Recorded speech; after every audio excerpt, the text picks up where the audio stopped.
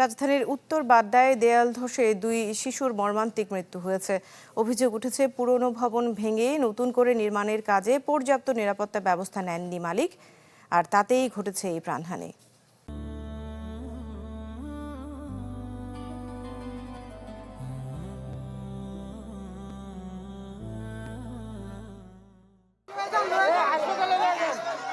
বুধবার সকালে হঠাৎই ধসে পড়ে রাজধানীর উত্তর বাড্ডার 10 নম্বর লেনের নির্মাণাধীন ভবনের পুরনো দেয়াল।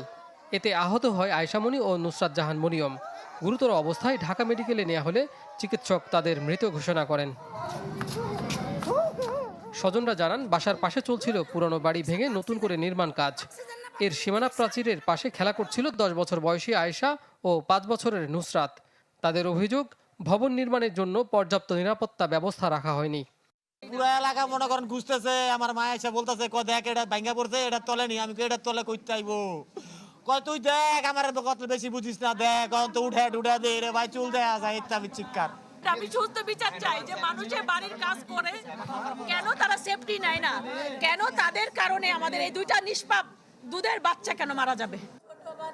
পুলিশ জানায়, নির্মাণাধীন ভবন মালিকের গাফিলতির প্রমাণ পাওয়া গেছে। 2 শিশুর মৃত্যুর সাথে জড়িতদের গ্রেপ্তারে চলছে অভিযান। এটা তো অবশ্যই কনস্ট্রাকশন কাজ করতেছে তাদের গাফিলতি, তাদের কারণে এই জিনিসটা হয়েছে। তারা যে সচেতন ছিল না, তারা করে নাই। তাদের আমরা আইনানুগ ব্যবস্থা নিচ্ছি।